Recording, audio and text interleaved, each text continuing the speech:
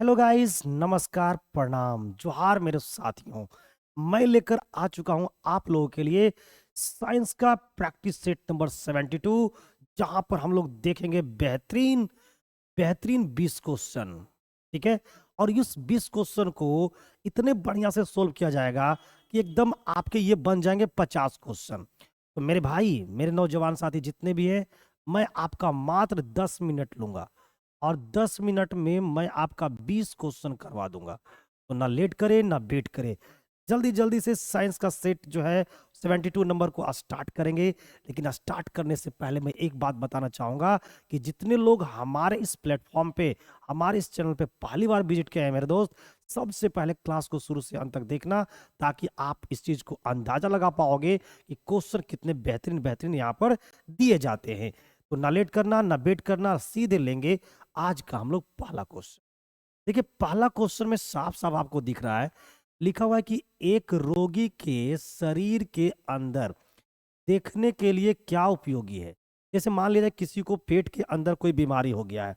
अब उस बीमारी को हमको पता लगाना है, तो उसको मैं देखना चाहता हूँ।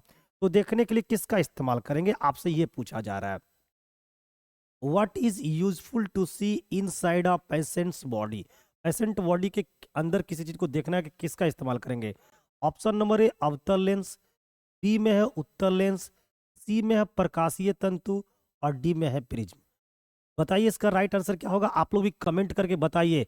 आप लोग भी जब कमेंट कीजिएगा तो इस प्रकार से लिखिएगा, सबसे पहले एक, और अगर आप मान लिया जाए इसका आंसर क्या है, सी है, ठीक है, तो उसके बाद इस प्रकार से एक के सी, इस तरह से आपको लिख कर क्या करना है, आंसर देना है। और फिलहाल भी इसका राइट आंसर जो है वो आपका ऑप्शन नंबर सी ही है।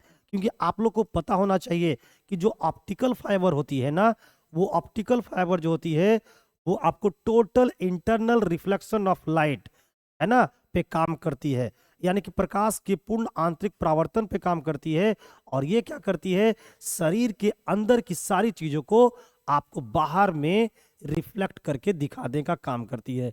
तो एक का जो राइट आंसर हो जाएगा वो ऑप्शन नंबर सी हो जाएगा। अब देखिए, इस क्वेश्चन से रिलेटेड हम ढेर सारी नोट्स बनाकर आपके लिए लाया हूं, ताकि हमारे विद्यार्थी को भरपूर इसका फायदा मिल पाए। लेकिन उस नोट्स को अगर आप पीडीएफ फॉर्म को प्राप्त करना चाहते हैं, उस नोट्स का अगर पीडीएफ फॉर्म को प्राप्त करना चाहते हैं, आप हमारे ईडू फाइबर ऑनलाइन हब का जो टेलीग्राम चैनल है वहां पर जुड़ जाइए। यहां पर क्या होगा कि आपको इस प्रकार का, देखिए, आंसर लगा हुआ, इस प्रकार का आंसर लगा हुआ आपको पीडीएफ मिल जाएगी। साथ ही साथ इतने बेहतरीन नोट्स भी साइड में मिलेंगे आपको।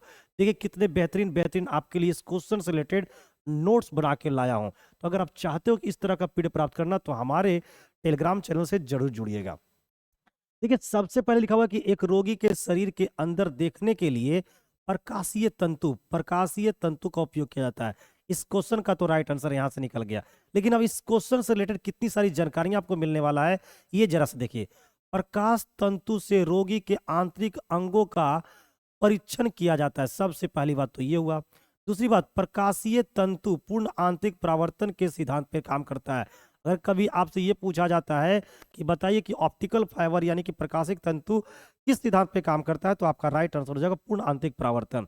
अगर क्वेश्चन ये पूछा जाए कि प्रकाश कौन सी रेखा में गमन करता है, तो आपका राइट आंसर होगा सरल रेखा में गमन करता है। अब सोचना मत कि ये क्वेश्चन नहीं पूछा जा सकता है। सीजीएल जैसे एग्जाम में, बीपीएससी जैसे एग्जाम में ये क्वेश्चन पूछा जा चुका है। पूर्ण आंतरिक परावर्तन का उपयोग करके प्रकाश को एक वक्रीय मार्ग में क्या करता है, चलाया जा सकता है। देखिए अगला क्वेश्चन, निकट दृष्टि दोष रोगी को अवतल लेंस का प्रयोग करना चाहिए। अगर बाय द वे मान लिया जाए किसी को निकट दृष्टि दोष हो गया है, तो उसको अवतल लेंस का चश्मे का उपयोग करना चाहिए। ये भी क्वेश्चन बहुत ही इंपॉर्टेंट है। दूसरा क्वेश्चन है कि दूर दृष्टि दोष रोगी को उत्तल लेंस का उपयोग करना चाहिए। यह भी क्वेश्चन बहुत ही इंपॉर्टेंट क्वेश्चन है। तो अगर आप इस तरह का पीडीएफ प्राप्त करना चाहते हैं, तो हमारे टेलीग्राम चैनल से जरूर जुड़िएगा। क्वेश्चन एक बताएंगे मेरे प्यारे मित्र, लेकिन नॉलेज कितने लोगों को देंगे, कितने क्वेश्चन का दे देंगे ना जाने।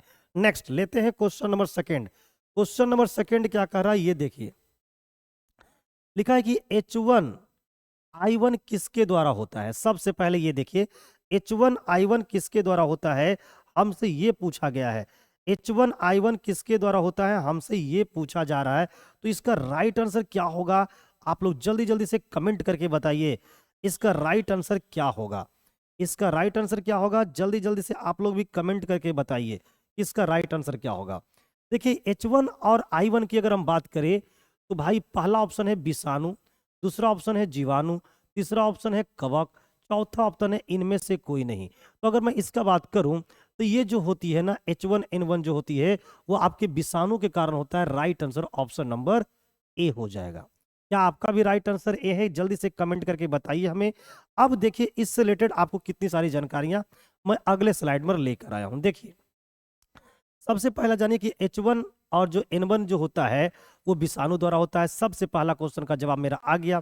दूसरा देखिए, विश्व स्वास्थ्य संगठन ने स्वाइन फ्लू को इन्फ्लुएंजा H1N1 नाम दिया था। अगर आपसे ये पूछ लिया जाए कि बताइए H1N1 का दूसरा नाम क्या है, तो आपका राइट आंसर हो जाएगा, स्वाइन फ्लू। आपका जो राइट आंसर हो जाएगा वो आपका हो जाएगा स्वाइन फ्लू।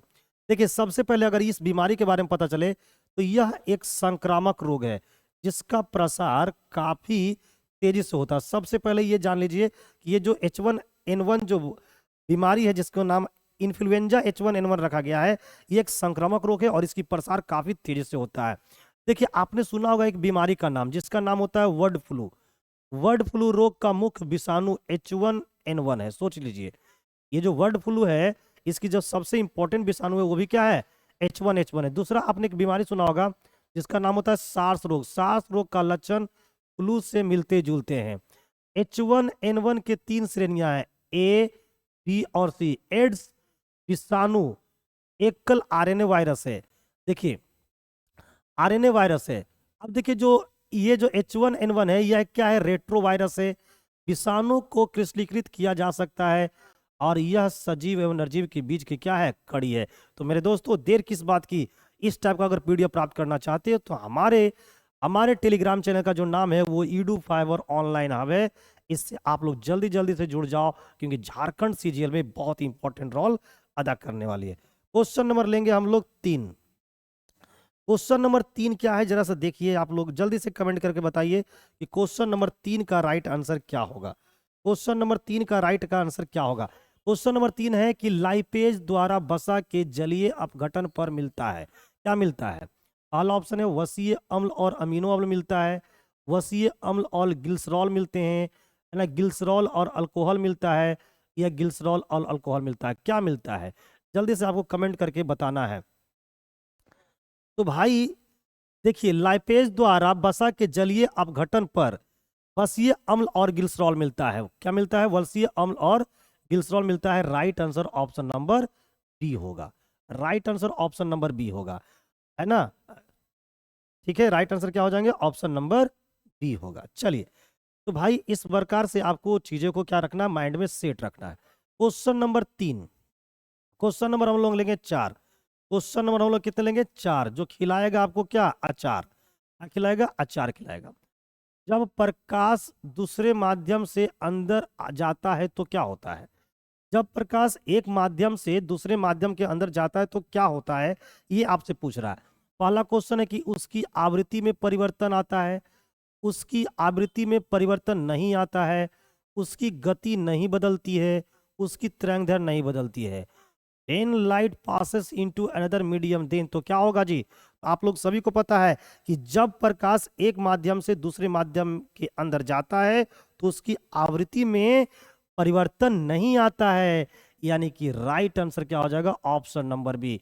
उसकी फ्रीक्वेंसी में कोई परिवर्तन नहीं आता है, फ्रीक्वेंसी के साथ साथ कलर में भी कोई परिवर्तन नहीं आएगा, लेकिन उसकी वेलोसिटी, उसकी क्या वेलोसिटी की अगर बात करें, उसकी इंटेंसिटी की बात करें, है ना, उसकी स्पीड की अगर हम बात करें तो ये सब सारा कुछ क्या हो जाएगा, चेंज हो जाएगा। इस बात को याद रखिएगा, है ना।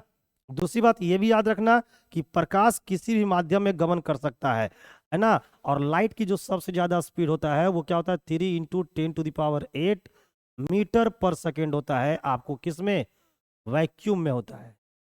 वैक्यूम बोले तो निर्वात में। ये क्वेश्चन छोटा है लेकिन ना जाने कितने एग्जामों में पूछा हुआ है। तो इस बात को याद जरूर रखिएगा, ठीक है ना। अगर आपसे क्वेश्चन ये पूछता है कि प्रकाश किसकी बनी होती है, तो आप लोग बताइएगा कि प्रकाश छोटी छोटी कणों से मिलकर बना होता है, जिसे हम लोग क्या कहते हैं, फोटोन कहते हैं। क्वेश्चन अगर ये पूछ लिया जाए कि प्रकाश की गति को सबसे पहले किसने मापा था, तो आप लोग को बताना है रोमर ने बताया था। और प्रकाश की गति है ना सबसे ज्यादा किस में होती है, निर्वात में होती है, ठीक है, इस बात को याद रखना है। क्वेश्चन नंबर 5 लेते हैं। क्वेश्चन नंबर 5 में बोला गया है कि हाइड्रोजन बम इस पर आधारित है, बताना है आपको किस पे आधारित है। हाइड्रोजन जो बम है वो लिखा हुआ है इस पे आधारित है, किस पे आधारित है ये आपको बताना है। सबसे पहला क्वेश्चन है, ऑप्शन है नाभिकीय विखंडन पर आधारित है, नाभिकीय संलयन पर आधारित है, या परिग्रहण अभिक्रियाएं पर आधारित है, या पृथ्वी तात्वरण पर आधारित है। जल्दी से बताइए, hydrogen bomb is based on nuclear fusion या एसिसेशन रिएक्शन या artificial transmutation. What will be the right answer of question number 5 my dear students? जल्दी से बता दीजिए क्वेश्चन नंबर 5 का राइट आंसर क्या है। देखिए, तो हाइड्रोजन जो बम होता है ना, वो आपके नाभिकीय संलयन पर आधारित होता है, यानी कि राइट आंसर जो हो जाएगा वो आपके क्या हो जाएंगे, बी हो जाएंगे।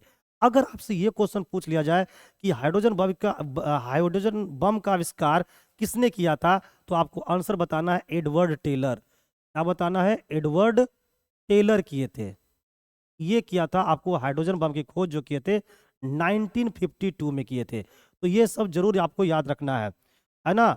और अगर आपसे ये पूछा जाए कि सूर्य से के ऊर्जा का, सूर्य में जो ऊर्जा होता है, सूर्य में आप लोग को पता है कि एनर्जी होती है, उसका मुख्य आधार पूछा जाए तो क्या है, तो उसका मुख्य आधार एक तो हाइड्रोजन है और दूसरा क्या है, हीलियम है। हाइड्रोजन और हीलियम जो है वो सूर्य की ऊर्जा का मुख्य आधार है। तारों का अगर ऊर्जा का मुख्य आधार पूछे तो आपको भी जवाब यही देना, हाइड्रोजन और हीलियम है।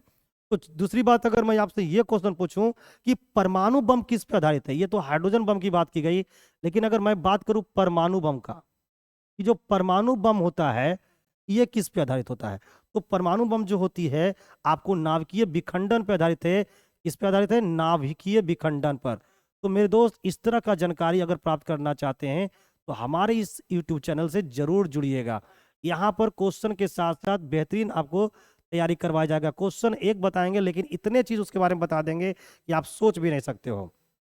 अगर न्यूट्रॉन बम के बारे में पूछा जाए तो न्यूट्रॉन बम की जो आविष्कार किए थे उसका नाम था सैमुअल कोहेन। क्या नाम था, सैमुअल कोहेन नाम था, ठीक है, सैमुअल सैमुअल कोहेन नाम था, कोहेन। ये किए थे न्यूट्रॉन बम का खोज। और जो हमारा परमाणु बम है वो नाभिकीय विखंडन पर आधारित है, हाइड्रोजन बम आपके नाभिकीय संलयन पर आधारित है, और हाइड्रोजन बम की जो खोज किया था एडवर्ड टेलर किया था 1952 में। इतने सारी जानकारियां। क्वेश्चन नंबर 6 के बारे में बोला गया है, क्या बोला गया है आइए देखते हैं। क्वेश्चन नंबर 6 में बोला गया है आपके कि यदि दोनों जनकों का रुधिर वर्ग ए बी हो, दोनों जन के मतलब कि फादर है और ये मदर है, दोनों का रुधिर वर्ग ए बी है, इसका भी ए बी है और इसका भी ए बी है, ठीक है, तो उनके बच्चों को संभावित संभावित रुधिर वर्ग होंगे, क्या होंगे, तो भाई अगर ए है तो देखिए ए से क्रॉस करोगे ए को तो ए क्या बना देगा, ए बना देगा। फिर बना ए को करोगे बी से तो क्या बना देगा, ए बी बना देगा। फिर यहाँ से देखिए बी को ए से करेंगे तो ए भी बना देगा, बी को बी से करेंगे तो बी बना देगा। यानी उनके बच्चों में आपके ब्लड ग्रुप ए हो सकते हैं, ब्लड ग्रुप बी हो सकते हैं और ब्लड ग्रुप ए बी हो सकते हैं। तो राइट आंसर जो हो जाएगा वो ऑप्शन नंबर क्या हो जाएगा, B will be the right answer of this question. अब इस क्वेश्चन से रिलेटेड हम बहुत सारी जानकारियां आपको देने का काम करेंगे। सबसे पहला जानकारी आपको देने का काम करते हैं कि बताइए कि ब्लड ग्रुप की खोज किसने किया था। तो ब्लड ग्रुप की खोज के बारे में अगर आपसे पूछा जाए तो आपको बताना है कि ब्लड ग्रुप की खोज कार्ल लैंडस्टीनर किया था। किसने किया था, कार्ल लैंडस्टीनर किया था, स्टीनर किया था। पूछेगा कब किया था, तो ब्लड ग्रुप की खोज किया गया था 1900 ईस्वी में। कब किया गया था मेरे प्यारे में, तो 1900 ईस्वी में किया गया था। ब्लड ग्रुप ओ को क्या बोलते हैं हम लोग, तो ब्लड ग्रुप ओ को बोलते हैं हम लोग सर्वदाता बोलते हैं। क्या बोलते हैं, सर्वदाता, यानी यूनिवर्सल डोनर बोलते हैं। और ब्लड ग्रुप ए को क्या बोलते हैं, आपको सर्वग्राही बोलते हैं, सर्वग्राही बोलते हैं, यानी कि यूनिवर्सल रिसीवर बोलते हैं, ठीक है। तो ये सब चीजें आपको याद रखना है। दूसरी बात कि अगर ब्लड ग्रुप ए बी की बात करें इसकी बात करें ब्लड ग्रुप ए बी की बात करें तो ए बी में कोई भी आपके एंटीजन नहीं, ए बी में जो होता है वो कोई भी एंटीबॉडी नहीं होता है, एंटीबॉडी आपके नहीं होंगे। और ब्लड ग्रुप ओ में जो होता है वो कोई भी एंटीजन नहीं होता है, एंटीजन नहीं होता। यही कारण है कि ब्लड ग्रुप ओ को सर्वदाता यानी कि यूनिवर्सल डोनर कहते हैं, और ब्लड ग्रुप ए बी में कोई भी एंटीबॉडी नहीं होता है, यही कारण उसे हम लोग यूनिवर्सल रिसीवर के नाम से जानते हैं। तो ढेर सारी जानकारियां आपको मैं देने का काम कर रहा हूं, ठीक है। क्वेश्चन नंबर हम लोग लेंगे 7। लिखा गया है कि भूख लगने पर कोई व्यक्ति सर्वप्रथम उपयोग करता है अपनी, किसकी उपयोग करती है भाई, किसका उपयोग करेगा? सबसे पहला ऑप्शन है ग्लाइकोजन का, वसा का, रुधिर प्रोटीन का, या पेशो प्रोटीन का। किसकी उपयोग करेगा ये आपको बताना है। जल्दी से कमेंट करके बताइए कि भूख लगने पर कोई व्यक्ति सर्वप्रथम उपयोग करता है, किसका उपयोग करता है? तो भूख लगने पर कोई व्यक्ति जो होती है ना, वो सर्वप्रथम अपनी ग्लाइकोजन का उपयोग करता है, जिसका राइट आंसर क्या हो जाएगा? ऑप्शन नंबर ए हो जाएगा, ठीक है ना। ग्लाइकोजन जो होता है ग्लूकोज का एक मल्टी वांटेड पॉलीसेकेराइड है। क्या है भाई? तो मल्टी वांटेड एक सेकेराइड है। यह जानवरों और कवकों और बैक्टीरियो में ऊर्जा भंडार के रूप में कार्य करता है। देखिए ये चाहे ये जो आपका ग्लाइकोजन है, ग्लाइकोजन की अगर मैं बात करूं तो ये जानवर हो जाए, चाहे आपके कवक हो जाए, चाहे वो बैक्टीरिया हो जाए, ये ऊर्जा भंडार का काम करता है, यानी कि एनर्जी स्टोरेज के रूप में रहते हैं हमारी बॉडी के अंदर। अच्छा, अगर मनुष्य में बात करें, मनुष्य में ग्लाइकोजन मुख्य रूप से यकृत और कंकाल की मांसपेशियों की कोशिकाओं में बनाया जाता है। ये जो होते हैं ना ग्लाइकोजन, ये जो ग्लाइकोजन होते हैं वो हमारे यकृत में क्या होती है? सिंथेसाइज होती है, यानी कि संग्रहित किया जाता है। तो ये आपको याद रखना है।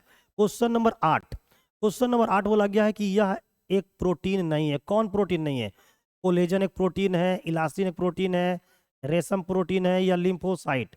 तो देखिए इसमें प्रोटीन नहीं है, तो प्रोटीन कौन नहीं है? लिम्फोसाइट। यानी कि राइट आंसर क्या हो जाएगा? Option number D. लिम्फोसाइट क्या है? एक डब्ल्यूबीसी है, ब्लड में पाई जाने वाली कोशिका है, सेल है ना, जिसका नाम लिम्फोसाइट हम लोग किसको बोलते हैं? White blood cell. WBC, WBC का नाम आपने सुना होगा, ये एक ब्लड की सेल है ना, इसी का एक टाइप है जिसका नाम क्या है?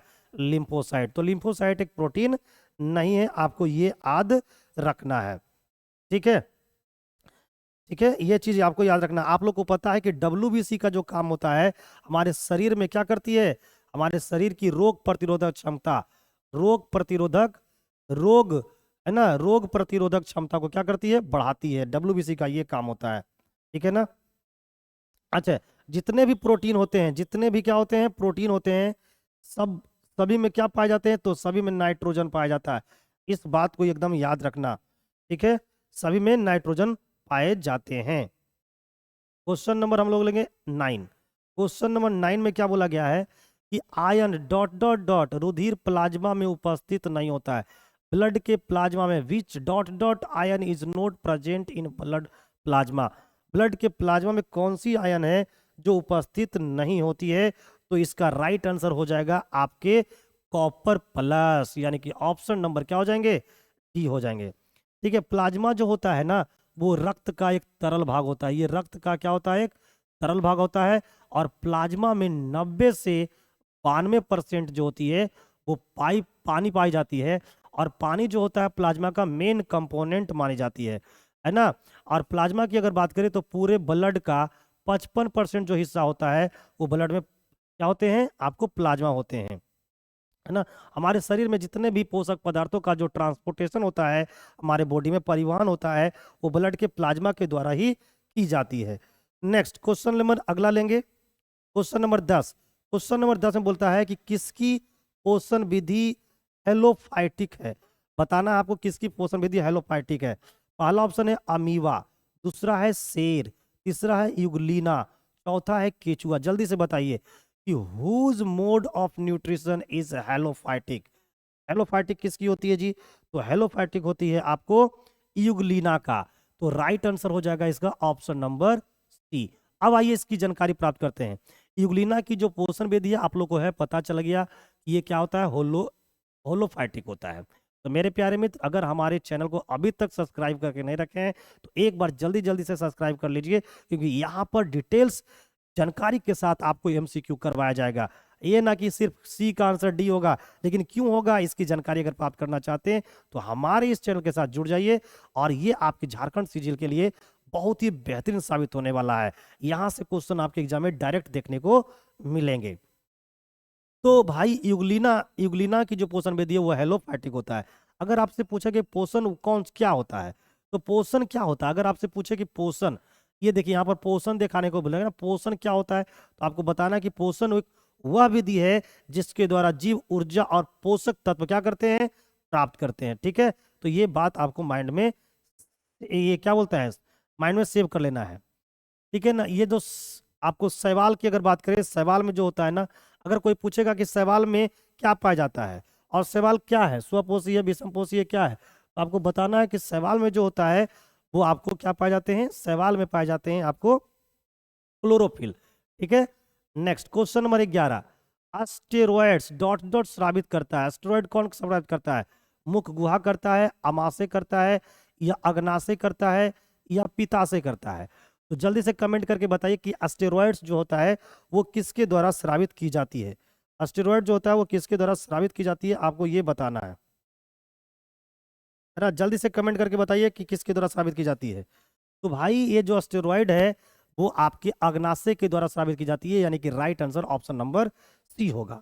अब अग्नाशय में की अगर बात करूं तो अग्नाशय जो होती है, जो पैनक्रियाज होता है, इसमें एक आपको सेल पाई जाती है जिसका नाम होता है आइलेट्स ऑफ लैंगरहैंस।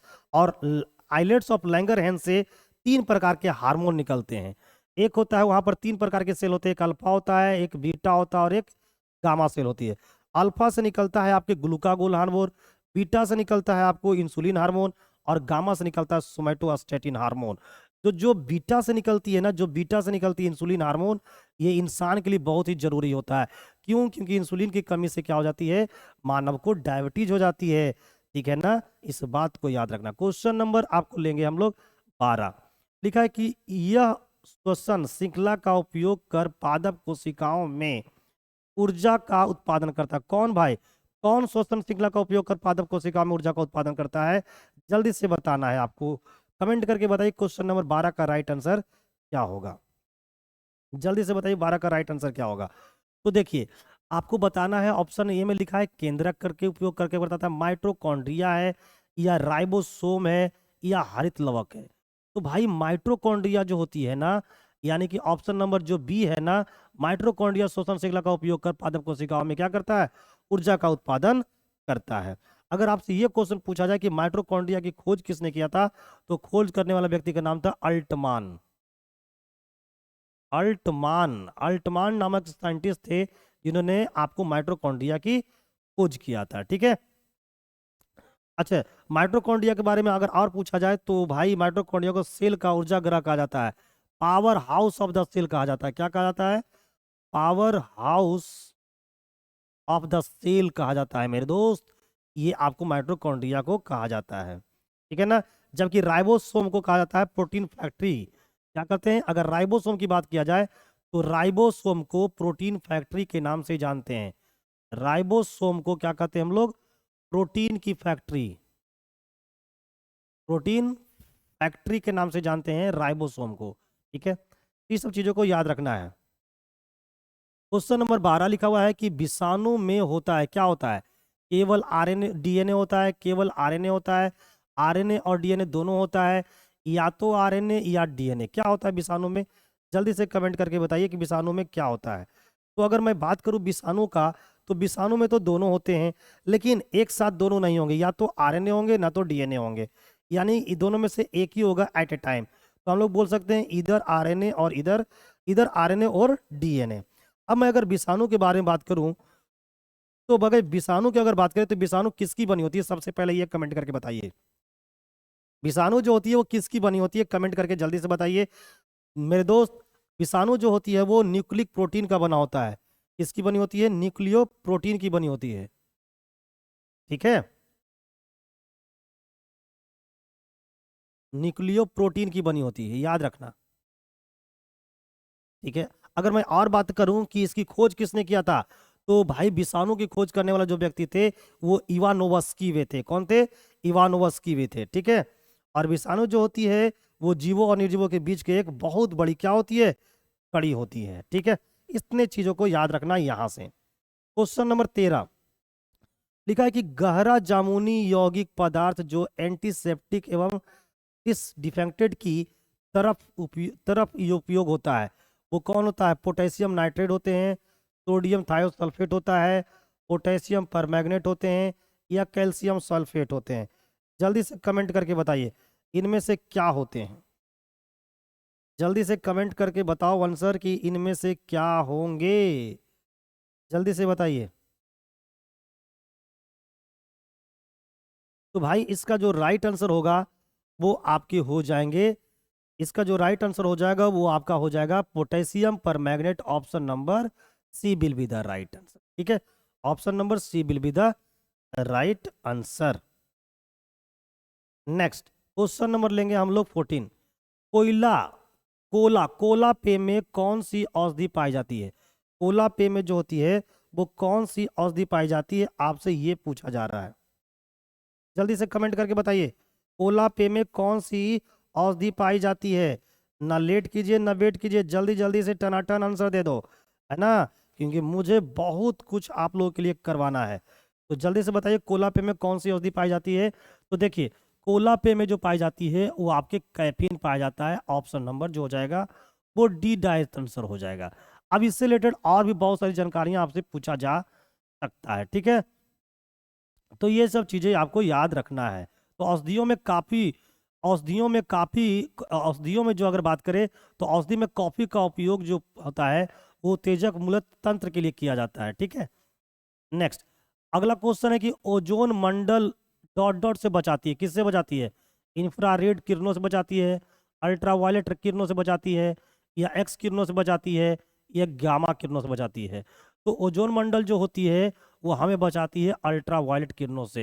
यानी क्वेश्चन का राइट आंसर जो हो जाएगा वो ऑप्शन नंबर बी हो जाएगा। ये सब चीजें आपको माइंड में सेट होना चाहिए।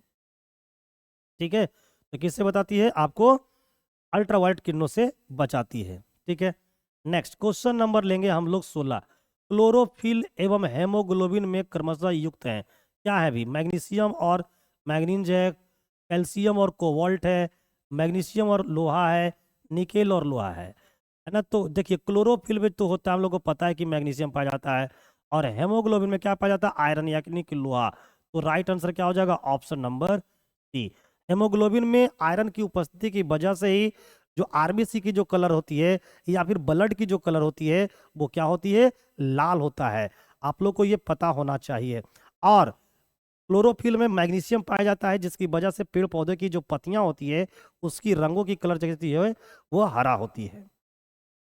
नेक्स्ट अगला क्वेश्चन पूछा गया है क्वेश्चन नंबर 17 में कि पीतल एक मिश्र धातु है जिसके अवयव हैं। अब बताना है आपको पीतल किसका है। तांबा और जस्ता का मिश्र धातु है, तांबा और टीन का मिश्र धातु है, तांबा और टीन का जस्ता टीन तांबा और टीन का मिश्र धातु है। अगला है तांबा टीन और जस्ता का मिश्र धातु है।